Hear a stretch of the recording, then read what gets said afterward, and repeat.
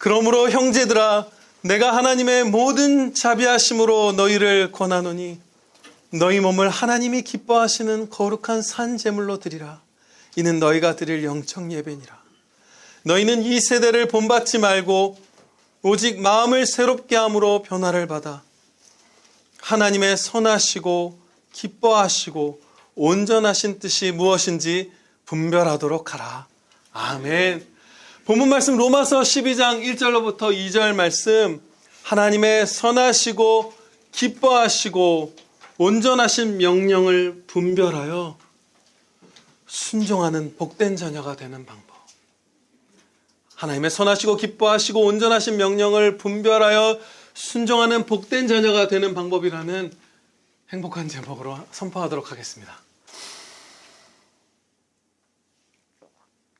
하나님의 자비하심들로 말미암아 영생을 받은 자들은 오늘 우리 샬롬 찬양대 찬양처럼 영생 주신 하나님께 찬양하라, 자발적으로 기쁨으로 감사함으로 찬양의 삶을 살게 되어 있습니다.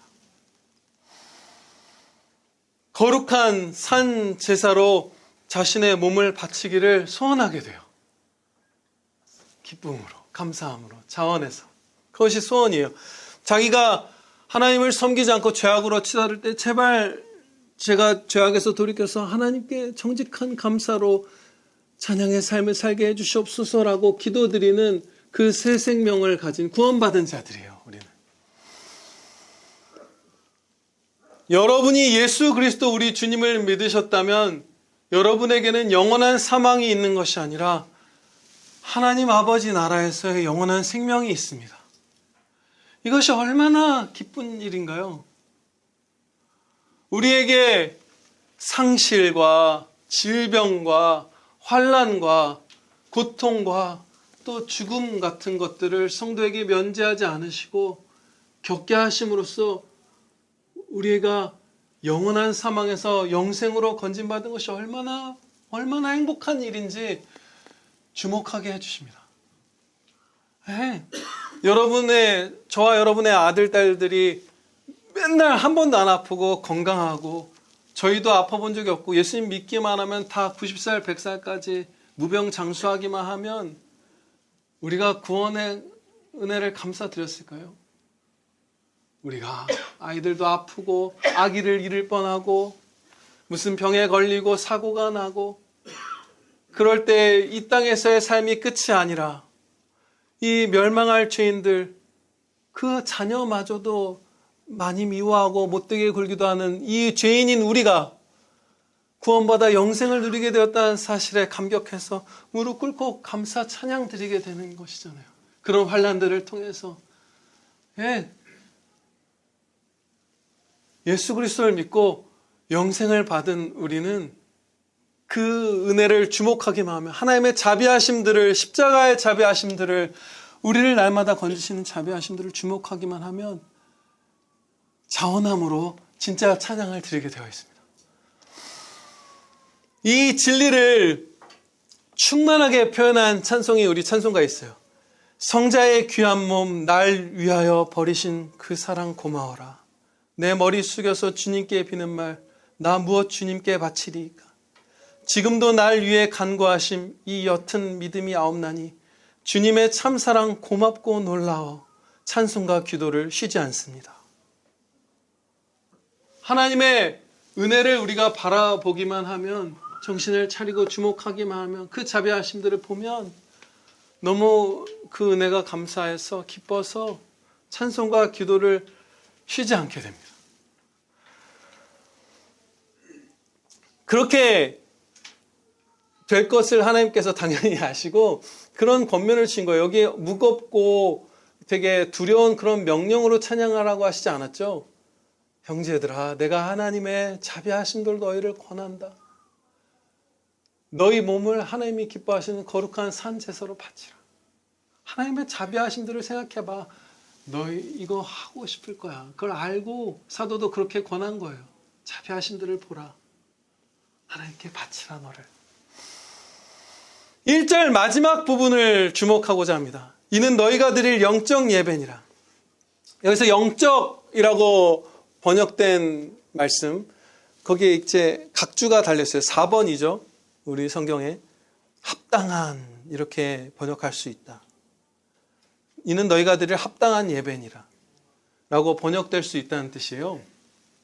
그런데 이 영적이라고 번역된 헬라어는 로기코스라는 헬라어인데, 로직이라는 영어랑 비슷하죠. 논리라는. 그거가 그 뿌리가 다 있는 단어예요, 실제로.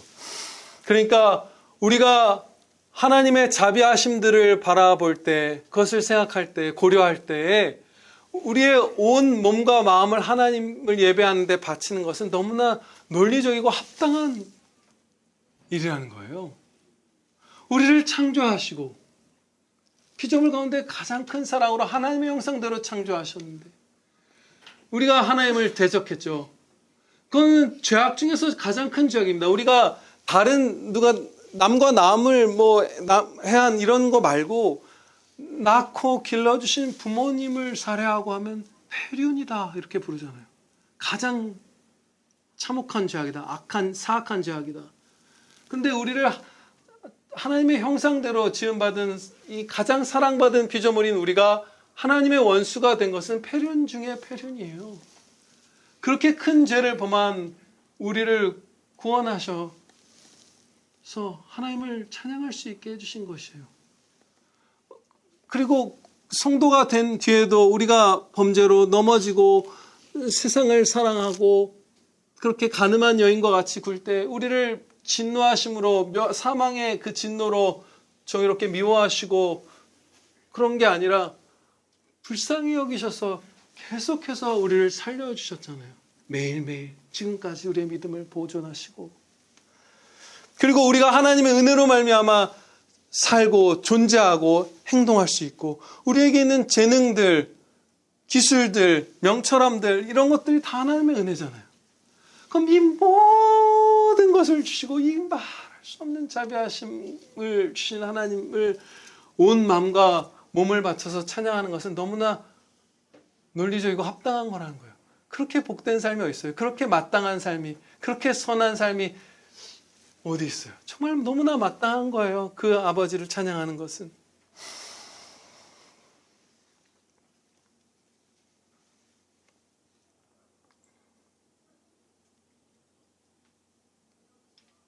하나님께서 여기에 자비하심들이라는 표현을 썼죠. 모든 자비하심 이렇게 번역이 되는데 조금 더 가깝게 하면 하나님의 자비하심들로 너희를 권한다. 이 자비하심들 안에 가장 핵심은 주 예수 그리스도께서 이 땅에 오셔서 행하신 그 모든 구원 사역들의 많은 자비하심들이 가장 핵심입니다. 그렇죠? 하나님의 원수된 우리를 구원해 주시기 위해서 독생자 성자 하나님을 사람의 몸을 입고 이 땅에 오게 하셨죠.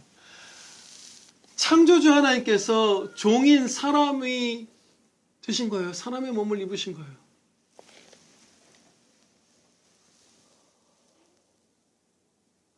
가난한 집에서 태어나셨죠. 우리가 겪는 모든 종류의 고난과 환난을 그 뿌리들에 있어서 동일한 것들을 다 모든 분야에서 다 겪으셨어요. 가난하게 태어나셨고 또 가이사 아우구스토가 호적을 등록하라는 명을 내렸기 때문에 고된 여행 중에 마국간에서 말구유에 누이셨잖아요. 거기서 태어나셨잖아요. 제일 비참한 사람 중에 하나였던 거예요. 인생 중에 제일 비참한 사람과 방불한 것이죠. 그리고 정확한 시점은 알 수 없지만 아버지 요셉이 되게 일찍 돌아가신 걸로 보입니다. 요셉이 되게 빠른 시기에 등장하지가 않아요. 그리고 예수님께서는 장남이셨죠. 동생들이 있고 어머니가 있고 열심히 일하신 거예요. 몫으로. 아버지가 없는 사람으로서. 그리고 공생애를 시작하신 뒤에는 과로하시고 먹지 못하시고 누워 쉴 곳도 없으신 삶을 사셨어요. 하나님이신 예수 그리스도께서 사람이 되셔서.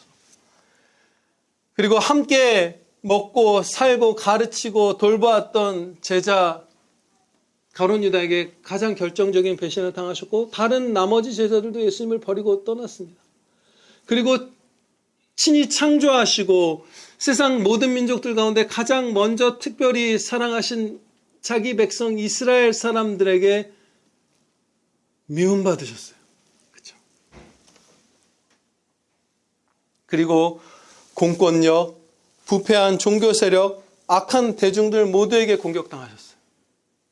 그리고 우리가 만들어서도 안 될 그런 조각상들이나 성화들을 보면 예수님께서 어느 정도 옷을 입거나 가리고 계시지만 사실은 발가 벗겨서 그 마지막 날에 그 십자가 처형을 당하셨어요.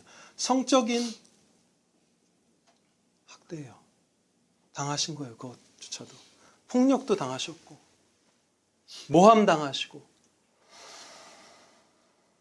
육체적으로나 정신적으로 가장 고통스러운 사형 방법이라고 하는 너무나 저주스러운 거잖아요. 수치스럽고 사람들 위에 저 높은 곳에 달아서 짧게 끝나는 것이 아니라 몇 시간이고 거기에 매달려서 숨을 헐떡거리고 피를 흘리면서 죽게 하는 가장 잔인한, 가장 고통스러운, 가장 저주스러운 나무에 매달리는 사형을 당하신 것이잖아요. 우리를 구원하시려고. 폐륜의 우리를.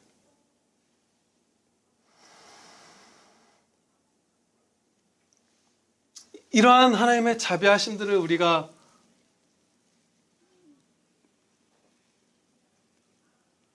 진지하게 바라보기만 한다면 우리는 찬양드리게 되어 있습니다.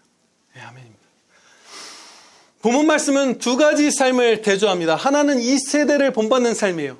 이 안에는 노골적인 세상적인 삶도 포함되고 하나님을 섬긴다고 말하지만 사실은 세상 사람들을 본받은 가짜 예배의 삶도 포함이 됩니다. 그리고 다른 하나는 우리가 가야 할 삶이죠. 마음을 새롭게 함으로 변화를 받아 하나님의 선하시고 기뻐하시고 온전하신 뜻을 분별하여 순종하는 참된 예배의 삶이에요. 이 말씀에서 하나님의 뜻이란 하나님의 명령들을 의미합니다. 12장 2절 말씀에 온전하신 뜻이 무엇인지 분별하도록 하라. 하나님의 뜻을 분별하라. 여기서 하나님의 뜻은 하나님의 명령을 의미합니다. 성경 말씀에서 하나님의 뜻이라는 이 말씀은 크게 두 가지로 나뉘어져요. 두 가지 의미를 가져요. 하나는 하나님께서 작정하시고 반드시 성취하실 하나님의 그 뜻이에요. 작정하신 뜻. 또 다른 하나는 하나님께서 우리에게 뜻하시고 명령하신 하나님의 명령적인 뜻. 이것을 의미합니다. 하나님의 뜻이라는 말씀이 성경에 나오면 이 두 가지로 분류가 되는 거예요. 하나님의 작정하신 계획. 그리고 하나님께서 우리에게 명령하신 것. 근데 여기서 하나님의 명령을 의미합니다. 하나님의 뜻을 분별하라는 말씀은. 하나님의 명령을 분별하라 이런 말씀이에요. 이 두 가지 하나님의 뜻에 대해서 예를 들면 요셉의 형들은 하나님께서 형제를 사랑하라고 하신 명령적인 뜻을 어겼죠. 이 명령적인 뜻은 사람이 순종할 수도 있고 어길 수도 있어요. 그런데 하나님께서는 작정하신 뜻인 요셉을 통하여 모은 그 형제들과 온 이스라엘 백성들을 구원하실 그 뜻을 이루셨어요. 하나님의 작정하신 뜻은 반드시 성취가 되는 것이고 명령하신 뜻은 우리가 순종할 수도 있고 순종하지 않을 수도 있어요. 그리고 여기서 분별하라는 것은 이 명령하신 뜻을 의미합니다. 하나님이 어떻게 예배드리려 하셨는가 분별하여 이 복된 거룩한 산 제사의 삶을 너희가 풍성하게 살거라. 이 말씀을 하시는 거예요.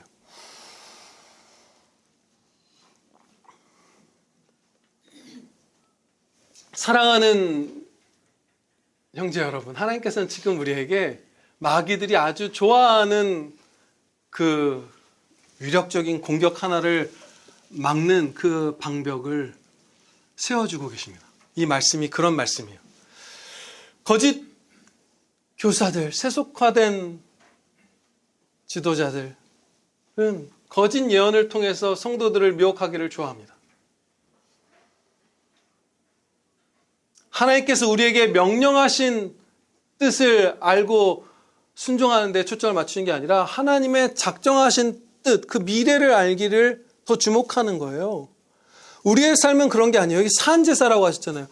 동물제사는 죽은 동물을 바치는 거죠. 단회적이에요. 그런데 산제사라는 건 살아서 계속 때는 매일매일 계속 예배하라는 뜻이에요.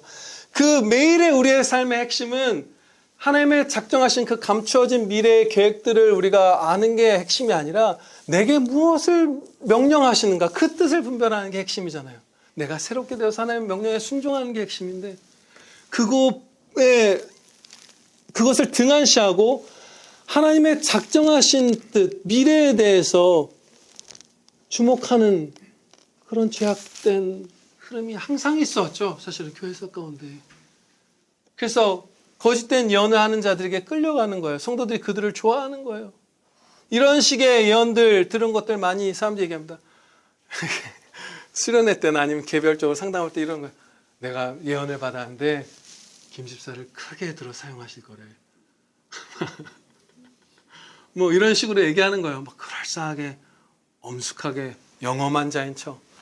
그러면은 마음이 붕 뜨죠. 교만함과 세속적 욕망이 충만케 되면서 막 그거에 몰두하는 거예요. 그리고 항상 원로 목사님이 지난주에도 말씀하셨지만 단서를 알죠. 안 되면 네 믿음이 부족해서인 거예요. 네. 네가 믿기만 한다면 믿음이 부족했네. 안 되면 아니면 이런 것들에 대해서 예언하죠. 정세나 전염병이나 전쟁 같은 것들에 대해서 막 예언을 하면서 저기 가면 뭔가 알 수 있겠구나. 영험한 자구나. 그런 목사구나. 이렇게 해서 성도들을 모으기도 하죠.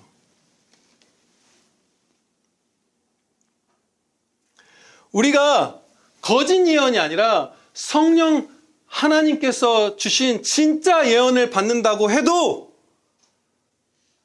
하나님의 명령을 새로워진 마음으로 분별하고 순종하지 않으면 우리는 하나도 예배드리지 않는 것입니다.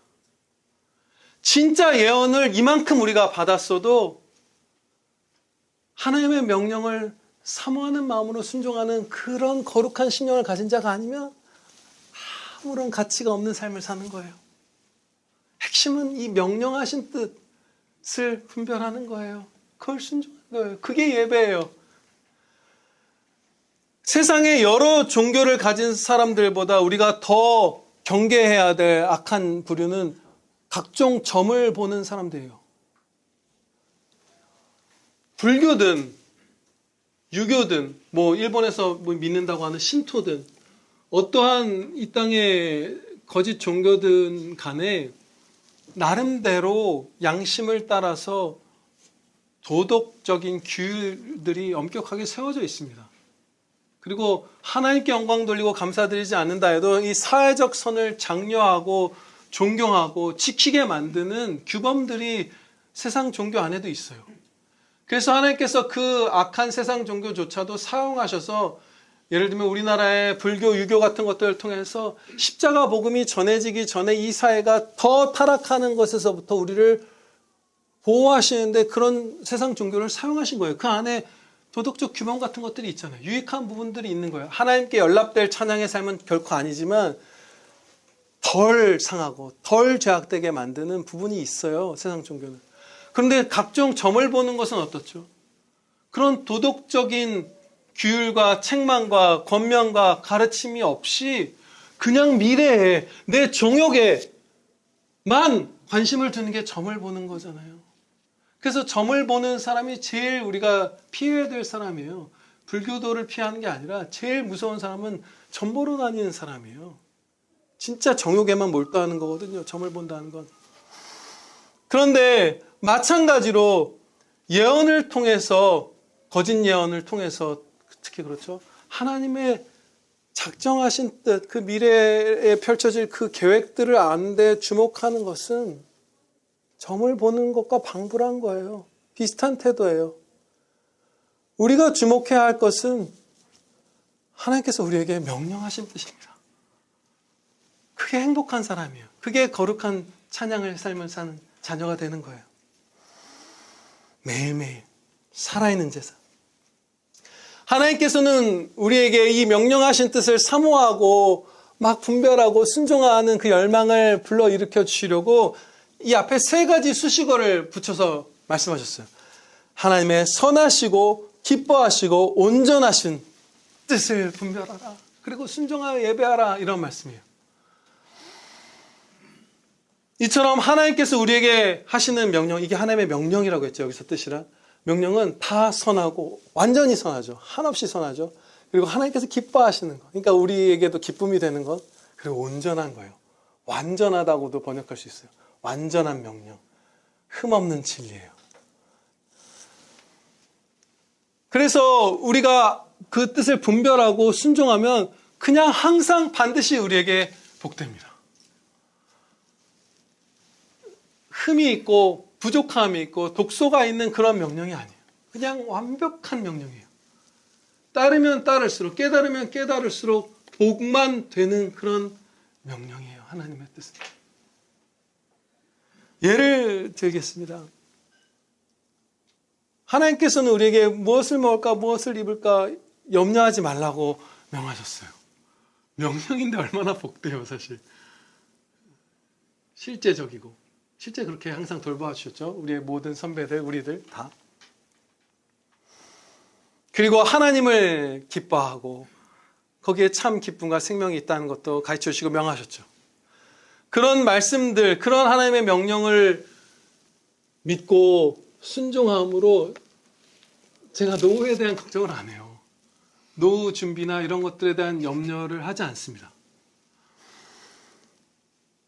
저에게 노후의 재물이 풍성할 거라는 근거 없는 희망을 가진 게 아니에요.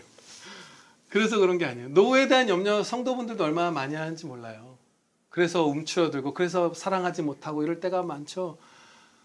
그런데 재물이 많을 거라는 근거 없는 착각을 하지 않아요. 전혀 하지 않아요. 저와 아내가 가난한 노인이 되어서 한 15년쯤 이 땅에서 진짜 가난하게 살다가 떠나도 하나님께서 매일 하나님을 섬기는 진짜 살아있는 삶을 사는데 충분한 만큼 먹을 것과 입을 것을 주신다는 확신이 있는 거예요. 그래서 노후에 대한 걱정이 없는 거예요. 노후의 질병이든 노후의 가난이든 아무런 걱정이 없어요. 그러면 거기서 끝나는 게 아니죠. 제 자녀인 하성이, 하영이를 위해서 노후에 대한 걱정 없이 그 아이들을 지원해야 하거나 어떤 그 아이들을 위한 선택, 노후의 안정성과는 상반되는 것과 같은 결정을 하나님의 말씀에 합해서 마음껏 하면서 사랑할 수 있는 거고, 저에게 맡겨주신 하나님의 양, 주 예수 그리스도의 몸된 형제인 여러분들, 평안교회 여러분들을 위해서 저는 노후의 안정과 이런 세속적인 말하는 안정성과 이런 것들과 상반되는 결정들을 사랑으로 자유롭게 하는 거예요. 목사님들도 노후 걱정하면서 계획을 다 40대 때 이럴 때부터 세웁니다. 어떻게 이제 예배당을 명의를 어떻게 하고 퇴직연금을 얼마를 현금에 떼서 붓고 뭘 어떻게 하고 온갖 계획들을 해요. 그게 선교를 축소시키고 여러분들을 힘들게 하고 목사의 선택을 굽게 하고 설교를 굽게 하고 그렇게 하는 거예요. 계속해서 뻗어나간 거예요. 이 하나님의 선하시고 기뻐하시고 완전한 이 명령은 순종하면 할수록 계속해서 행복하게 담대하게 더 큰 사랑으로 뻗어나가는 거예요. 그래서 자유롭죠. 너무나 좋은 거예요. 사는 게 행복한 거예요. 1900년대 초반에 영국의 에버라본, 낯선 지역이네요. 에버라본 지역에 살았던 윌리엄 롭스라는 형제님이 있어요. 로이드 존스 목사님이 이제 초기에 사역하셨던 교회 성도였던 분이에요. 이제 이분에 대한 이야기를 로이드 존스 목사님의 사모님이 기록했어요. 그 교회에 있었던 정말 여러 가지 하나님의 은혜가 충만한 일들을 이 사모님이 기록한 책이 있거든요. 그걸 최근에 읽게 됐어요. 이 윌리엄 롭스 형제님은 막노동을 했던 가난한 분이에요. 얼마나 가난했겠어요. 1900년대 초반에 영국 변두리의 막노동꾼, 그러면 지금 우리 중에 있는 수준의 삶을 살아본 적 없는 분이죠. 그리고 가족도 없고 친척도 없는 분이었어요. 근데 그분은 자신의 죄가 그리스도의 십자가 보혈로 사함 받았다는 것, 그 죄의 사함을 받고 가려움을 받았다는 그 기쁨, 다윗이 말한 가장 큰 기쁨으로 충만하여서 하나님을 늘 찬양하고 잘못된 길로 가는 형제들에게 따뜻하게 조언하고 늘 미소가 떠나지 않는 그런 사람이었어요. 노인이 돼서도 그랬대요. 정말 가난한데 마르고 막 그런 정말 먹을 거 별로 없고 근근히 살아가는 분인데 항상 단정하게 차려입고 그렇게 사랑으로 사람들을 대하고 다른 사람들이 기분 나쁘지 않게 노엽지 않게 그 주님의 말을 전하는 그러한 특별한 은사가 있었대요. 아름다운 분이죠. 진짜 은혜 앞에 무릎 꿇은 그런 사람이었던 거예요. 겸손한 자녀였던 거예요. 그런데 이 가난한 그러나 미소가 떠나지 않는 노인이었던 이 윌리엄 롭스 형제님에게 뭐 식구가 어떻게 되세요? 친척은 있으신가? 이런 질문들을 받으면 이 형제님이 늘 이렇게 대답했대요. 저희는 네 식구입니다. 침대, 식탁, 성경책, 저 이렇게 넷이에요. 할렐루야. 진짜 단칸방에 살았다고 하는데 단칸방에서 침대, 식탁, 성경 말씀 이 세 식구랑 함께 사는 네 식구. 그래서 행복하게 살다가 그렇게 아름다운 발자취를 남기고 그의 형제들, 주님의 몸된 형제들에게 사랑받으며 사랑하며 존경받으며 저 천국으로 갔어요. 노후에 대해서 걱정하지 말라. 무엇을 입을까 마실까 염려하지 말라. 너의 기쁨, 너의 생명, 가치, 의미 있는 삶, 보람, 하나님을 찬양하는 데 있다. 이 말씀을 진짜 분별해서 순종하면 그렇게 행복하게 힘차게 날아오르는 거예요. 천국까지. 그게 하나님의 명령이에요. 선하고 기뻐하시고 온전한 완전한 명령. 그것을 분별하는 법을 오늘 우리가 배우게 될 것입니다. 본문 말씀은 하나님의 명령을 분별하는 일이 단지 지성에 달려있지 않음을 가르쳐주고 있어요. 우리는 되게 지성으로 엄청난 것들을 할 수 있다고 생각해요. 공부 많이 하고 머리 좋고 하면 무슨 뭐 여러 해외에서 경험들 하고 이러면 되게 막 하나님의 말씀 잘 알 것 같고 박사학위 뭐 공학 박사, 문학 박사면 성경도 잘 이해할 것 같고 아니에요. 아예 무관하진 않죠. 어느 면에서. 그렇죠? 단어를 이해하고 문맥을 이해하고 하는데 일반적인 불신자에게도 주신 그 두뇌와 영혼의 그 결합된 명석함 같은 것들이 아예 무관하진 않지만 거의 상관없어요. 별로 그렇게 중요한 핵심이 아니에요.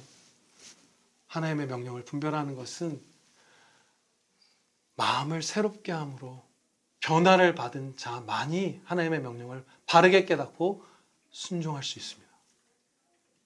지식으로 공부 많이 하는 걸로 서울대 간 걸로 할 수 있는 게 전혀 아니에요. 이 부분에 대한 예를 하나 들어볼게요. 길고 또 풍성한 예예요. 분별할 수 없어요. 지식으로는, 지성으로는. 요즘에 목사님들 사이에서도 AI가 화제입니다. 아이고야. 아이고야. 왜 그렇게 화제가 되는지. 하나님의 말씀이 우리에게 주신 진리가 얼마나 높고 또 깊고 본질적이며 저 천국에 닿아 있는 하나님의 영광, 우리의 구원, 죄, 가장 우리의 깊은 곳에서부터 가장 높은 곳, 그리고 가장 낮은 지옥과 저 천국까지를 아우르는 이 광대하고 거룩한 진리라는 사실을 잊기 때문에 막 AI 앞에서 전전긍긍하는 거죠. 자동차가 보급되면서 이동의 자유가 생겼을 때와 그 기준을 놓고 그 전후로 신실한 설교가 바뀌었나요? 항생제가 발명되고 무슨 보건 위생과 이런 것들의 관념이 생겨나서 엄청나게 신생아 죽음 같은 게 줄고 막 환자들이 낫고 할 때 그 전과 후가 설교가 바뀌었던가요? 아니에요. 똑같아요. 봉건주의 사회와 무슨 자유민주주의 사회의 설교가 다르던 같아요. 산업혁명 이전과 후는 다르던가요? 같아요. 인터넷 전과 이후는 여러분들 경험해 보셨죠? 인터넷도 AI 못지않은 혁명이었어요. 그렇죠? 다른가요, 여러분? 똑같아요. 하나님께서 이 말씀으로 우리에게 가르쳐 주시는 것, 우리에게 주시는 것, 그 하나님의 영광, 그 구원, 이런 것들은 AI나 인터넷이나 자동차가 이 세상의 기준으로 큰 거죠. 작은 게 아니에요. 그런데 그거보다 훨씬 엄청난 거예요. 그 사실을 잊었기 때문에 AI 문제에 전전긍긍하죠. 그것을 크게 여기고 너무 지나치게. 안 커요. 배설물이에요. 그리스도를 아는 것에 비하면, 그 지식에 비하면. 그런데 요즘 목사님들 대상으로 AI 활용 세미나 같은 것들이 막 열려요. 저도 최근에 많은 개혁주의 안에서도 많은 목사님들이 호평하는 그 AI 관련된 강의를 하신 어떤 목사님의 강의를 들었어요. 제가 그걸 듣는데 너무 끔찍해요. 끔찍한 강의예요. 해로운, 악한. 이런 내용들을 AI의 장점 혹은 활용 가능성으로 얘기하고 있어요. 성도들이 처한 상황을 AI에게 말하면 AI가 그 상황에 맞는 기도문을 써준다. 이거 강의한 분이 지금 막 3만 명, 4만 명 다니는 교회 그 부교역자로서 이런 활동하시는 분이에요. 마음이 심란한 일이 있을 때 한밤중에도 목사님에게 연락할 수 없을 때 밤중에 AI에게 다급하게 상담을 청한다. AI가 목사가 작성한 설교문을 점검하고 평가하게 한다. AI가 설교 주제를 선정하게 한다. AI와 대화를 나눈 사람들이 우울증, 불안장애, 섭식장애가 감소하였다. 이런 이외에도 이런 다양한 말도 안 되는 것들을 AI의 활용법이나 장점 같은 것들로 말하고 있어요. 이 시대에 한 손에 꼽는, 아니 한 세 손가락에 꼽는 유명한 찬양팀 리더들이 나와서 AI가 찬송을 작사해도 좋다는 말을 하는 것을 직접 들었어요, 저는. 마음을 새롭게 함으로 변화를 받지 않으면 아무리 박사여도 머리가 아무리 비상해도 하나님의 명령을 분별하지 못합니다. 절대로 분별할 수 없어요. 왜냐하면 우리의 마음의 완악함들, 그리고 사단 마귀들의 공격으로부터의 보호하심들, 성령의 검으로 그것을 베어내고 마음이 부드러워지고 성령의 조명하심이 있고 주 예수 그리스도의 영광을 비춰주심을 받아서 깨닫는 거예요. 지성으로 알 수 있는 차원의 것이 아니야. 하나님께서 그것을 막으세요. 도와주셔야만 할 수 있는 거예요. 하나님의 명령의 분별은. 목사님에게 연락할 수 없는 밤에 그 근심으로 신음하는 성도가 AI에게 상담을 요청하는 그 장점에 대해서 한번 생각해 보겠습니다. 원래는 어떻게 해야 할까요? 성경 말씀에 따르면 월요일이든 새벽이든 밤이든 목사가 연락을 받으면 되는 거예요. 요즘에 목사님들이 월요일 날은 전화기 성도들한테 전화하면 전화 안 받는 목사님들 많아요. 나 쉬는 날인데 전화하지 마.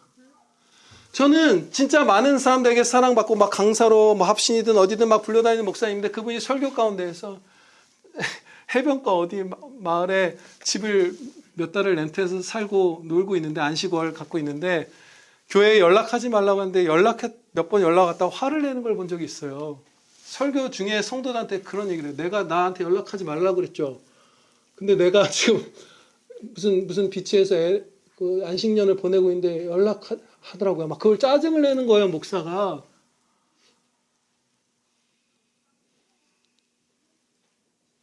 아무 때나 그렇게 급하게 혼자서 어찌할 바를 모르겠으면 아무 때나 전화라는 걸 하나님께서 허락하셨잖아요.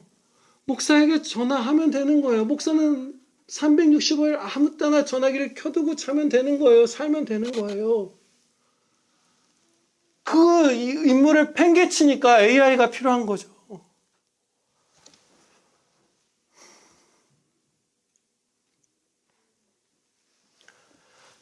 AI가 상담해 주는 것이 그리스도의 몸이며 영원한 형제인 목사가 성령님의 인도하심을 받아 상담해 주는 것과 같지 않고 AI는 몇 가지 공허한 말을 건네는 것으로 끝나지만 주님 안에서 영원한 형제인 목사는 그 심란한 형제와 전화를 끊고 나서 그를 위해서 기도합니다.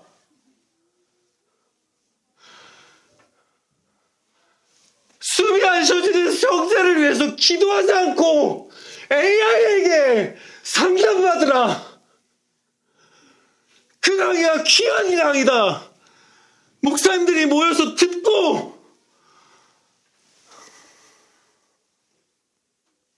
밤에 깨어서 지금 탄식하고 있는 형제를 위해서 못 자고 상담하고 그를 위해서 기도할 수 있는 게 이 죄인에게 주신 영광이에요. 은혜예요. 이 죄악된 자를 무엇이간데 그리스도의 십자가 보혈로 구원하시고 거룩하다 하시고 주님이 사랑하시는 한 주님의 몸된 자녀를 위해서 상담하고 기도할 수 있는 기회를 입은 게 우리의 은혜잖아요. 목사의 은혜잖아요. 형제의 은혜잖아요. 근데 그것을 AI에게 맡긴다고요. 박사들이 다 대학원 이상 나온 사람들이잖아요. 목사는 유학 갔다 온 분들, 서울대 나온 분들, 똑똑한 분들 많아요. 명철한 분들, 신학교를 나왔어도 머리 좋은 분들 많아요. 분별이 안 되는 거예요. 마음을 새롭게 함으로 변화를 받지 않으면, 성령 충만함이 없으면 하나님의 명령은 못 깨닫는 것이에요. 여러분이 도움이 필요하시면 저나 원로 목사님이나 허진영 장로님께 365에 아무 때나 전화하세요. 저희 셋이 연락이 다 두절되는 경우는 아예 없을 거예요. 그렇죠? 장로님 아무 때나 받으실 분이에요. 나라를 위해서도 밤낮 없이 충성하신 분이 그리스도의 형제를 위해서, 그리스도의 몸된 형제를 위해서 당연히 밤낮 없이 충성할 거예요. 앞서 말한 바대로 AI와 대하면 우울증과 불안장애와 섭식장애가 줄어드는 것을 긍정적으로 말하죠. 또 그 강사분은 이런 얘기도 했어요. 어느 장소에 고해성사 그 초소를 마련하고 예수님의 얼굴이라고 멋대로 만들어낸 것이죠. 예수님의 얼굴 우린 모르죠. 만들어내서는 안 돼요. 근데 그것을 그 영상을 봤는데 끔찍해요. 그걸 띄우고 AI가 예수님인 것처럼 말을 하게 해서 고해성사를 하고 상담을 하게 했는데 약 1000여 명이 참여했는데 3분의 2가량이 영적 체험을 했다고 응답했다.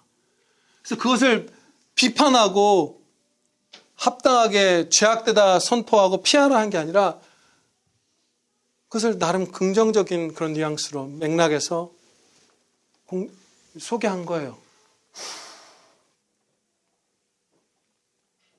사악한 것이라고 말한 게 전혀 아니에요. 우리가 외로울 때, 슬플 때, 숨이 못 쉴 것 같을 때, 짓눌릴 때, 두려울 때, 소망이 없을 때 우리는 기도를 통해서 하나님 아버지께 직접 아뢰 수 있는 자들이에요.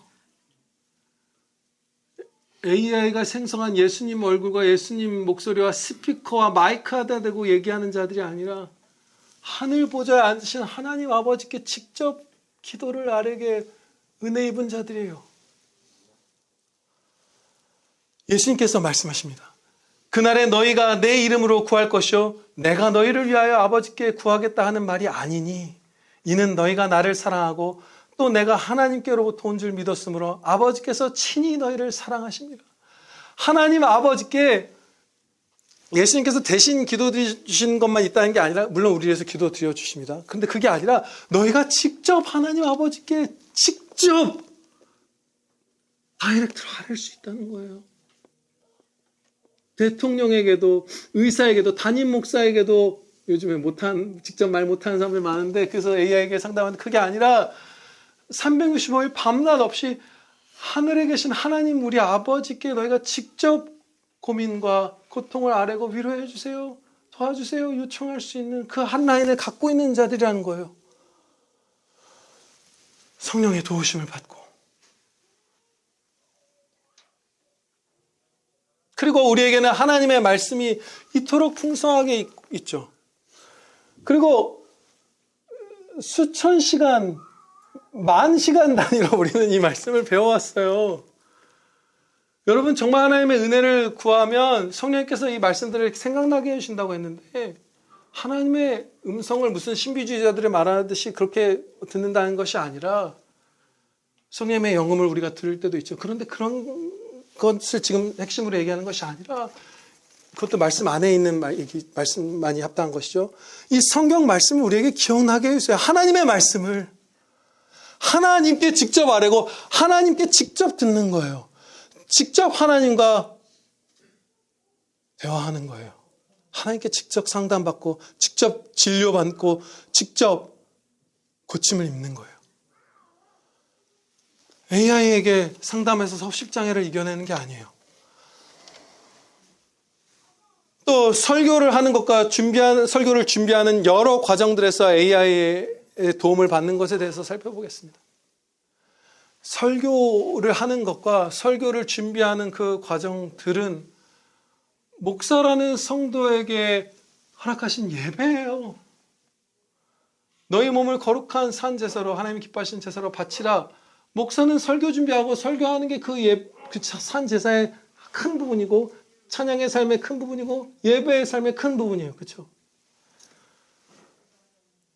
마음이 무너지는 성도를 한밤중에라도 상담하고 그 성도를 위해서 기도하는 것도 목사가 드릴 예배예요.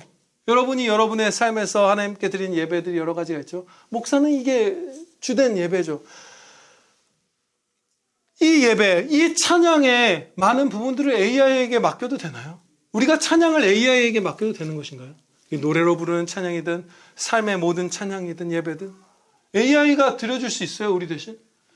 샬롬 찬양대 예를 들어볼까요?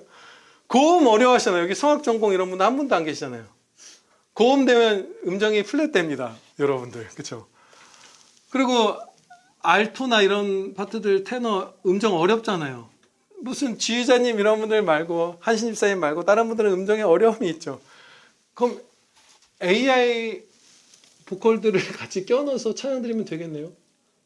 목사의 예배의 가장 핵심 부분들을 AI에게 맡겨도 좋다고 말하는데 그럼 찬양대도 맡기죠, 뭐 몇몇 파트를. AI에게 학습시키면 가수 나얼 씨나 박정현 씨나 성악가 파바로티 목소리로 우리 여기서 찬양 틀어놓을 수 있어요, 이제. 더 잘해요, 기술적으로 보면. 목사가 요약한 것보다 AI가 요약하는 게 더 나을지도 몰라요. 정말 부족한 어떤 경우에는. 물론 성령께서 역사하사 은혜를 주시겠지만 아주 영적으로나 모든 의미에서 부족한 상태에 있는 목사가 뭐 설교문을 요약해서 성도들에게 줄 때 AI가 요약한 게 나을지도 모르겠네요. 여러분 그렇게 하시겠습니까? 여러분이 성가대인데 AI에게 맡기시겠어요? 나올 목소리로 쫙 테너 파트 나오면 얼마나 속 시원하겠어요. 박정환 씨 목소리로. 그렇게 하라는 거예요. 목사의 예배잖아요, 설교 준비는. 물론 자료를 조사하는 데 있어서 성경에 합한 극히 제한적인 용도로 AI를 활용할 수는 있어요. 이런 것, 뭐 예를 들면 이런 것이죠. 무슨 신학자 조엘 비키 목사님이 쓴 청교도 인명사전에 수록된 청교도 목사님들 중에 몇 명이 성경 전권을 주석했고 그 평균 분량은 얼마나 되는지 알아봐줘. 제가 찾으려면 몇 시간 걸릴 텐데 AI는 한 10초면 될 거예요. 그렇죠? 인터넷 검색하듯이 백과사전 펴보거나 주석서를 펴보듯이 단순한 자료 조사를 하는데 사용할 수 있어요. 그러면 목사님들을 위한 AI 세미나라면 그런 성경 말씀에 합한 테두리 안에서 이 딱 제한된 부분을 정말 치밀하게 확실하게 배우고 또 뭐 AI가 말하는 거짓이나 이런 것들을 검증하는 방법이라든지 이런 것들을 통해서 진짜 유익하게 될 수 있는 세미나를 해야죠. 상담을 성도를 AI에게 넘기고 설교를 AI에게 넘기는 게 아니라 아예 무슨 기술은 안 돼 뭐 이런 걸 얘기하는 게 아니에요. 제가 예배를 AI에게 넘길 수 없다는 거예요.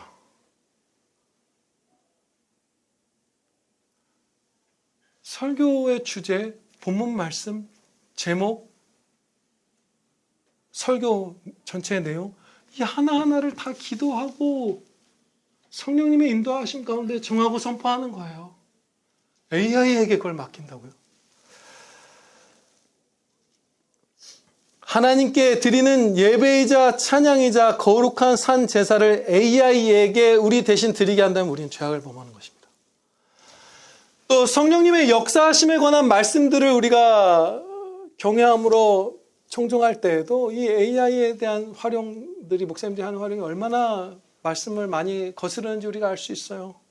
설교를 준비하는 과정에 성도를 상담하는 순간에 그 성도와 함께 아니면 따로 그를 위해서 기도하는 그 시간에 성령 하나님께서 역사하시잖아요. 그거 AI에게 맡기자고 하는 거잖아요. 그러면 AI가 작동할 때 성령님께서 AI와 동행하며 우리를 도우시나요?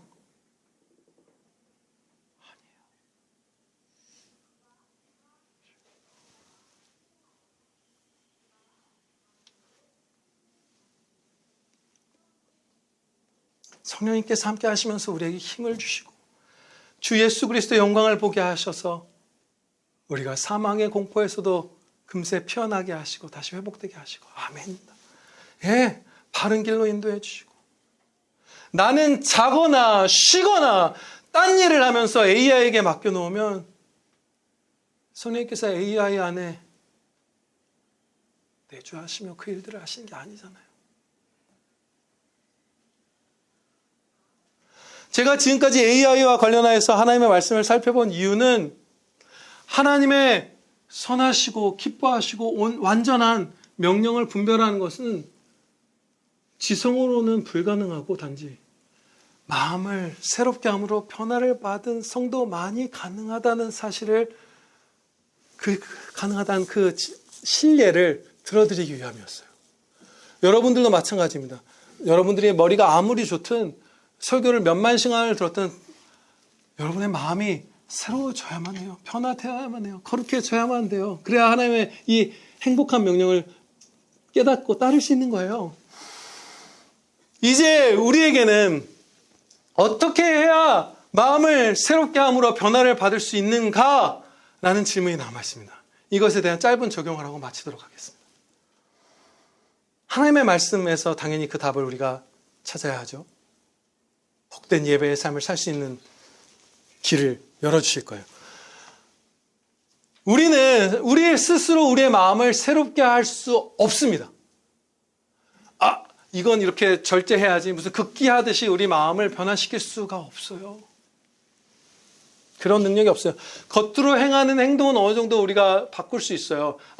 이제 뭐 엄마 아빠가 뭐 하라고 했을 때 그냥 네라고 해야지. 예수님 안 믿어도 경건하지 않은 아이들도 습관 들여서 할 수 있고 뭐 술도 끊을 수 있고 안 믿는 사람도 뭐 온갖 걸 겉으로 행동을 할 수 있지만 이 마음 가장 깊은 곳까지 예수님을 닮은 모습으로 변화되어가는 이 새롭게 됨은 성령님께서 역사해 주시지 않으면 우리는 할 수 없어요. 이에 대해서 고린도후서 3장 18절 말씀이 중대한 진리를 가르쳐 주십니다. 고린도후서 3장 18절 말씀입니다. 우리가 다 수건을 벗은 얼굴로 거울을 보는 것 같이 주의 영광을 보매 그와 같은 형상으로 변화하여 영광에서 영광에 이르니 곧 주의 영으로 말미암음이니라. 이 말씀 그대로 우리의 마음이 새로워지는 일은 어떻게 일어나냐면 성령님께서 우리 마음에 예수 그리스도의 영광을 보게 해주시고 우리를 예수님을 닮은 모습으로 변화시켜 주셔야만 우리가 새롭게 변화된다는 것이에요. 성령님의 역사하심이에요. 우리가 마음이 새롭게 되고 변화되는 것은. 그러므로 우리가 행할 실천, 구체적인 적용은 이 세 가지입니다. 짧게 한두 문장으로 말씀드립니다. 첫째로 성령님의 우리의 마음을 새롭게 하시는 은혜를 기도로 구하시기 바랍니다. 간절히 구하세요. 예수님의 영광을 배웁게 해주시옵소서. 완악한 마음을 제거해 주시옵소서. 예수님을 닮게 저를 변화시켜 주시옵소서. 간절히 기도드리시기 바랍니다. 두 번째로 우리는 기도에 합당한 실천을 해야 하죠. 나를 예수님의 모습으로 변화시켜주세요. 예수님의 영광을 배웁게 해주세요 라고 한 다음에 넷플릭스를 켜면 안 맞는 거잖아요. 주식창을 켜면 안 맞잖아요. 그게 아니라 나는 이제 성령님께서 도우신다는 확신 가운데 실제로 도와주시죠. 강구드렸으면 하나님의 말씀을 간절한 사랑으로 묵상하는 거예요. 예수 그리스도께서 나를 위해서 어떻게 사랑과 자비들을 베푸셨나. 하나님의 자비하심이 나의 매일매일에 얼마나 많았던가. 하나님의 영광이 얼마나 밝은 것인가. 하나님의 사랑은 그 길이와 넓이와 높이와 깊이는 어떠한가. 그것들을 진지하게 진짜 가르쳐 주시옵소서 하면서 묵상하고 말씀을 읽고 생각하고 홀리고 감사드리고 하는 거예요. 그때의 마음이 새롭게 변하는 거예요.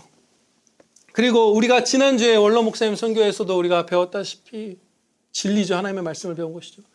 상실과 질병과 환난과 성도의 이 땅에서의 마지막 잠, 죽음이라고도 말하는 세상에서 우린 바로 깨죠. 잠이에요. 잔다 이렇게 말씀하셨어요.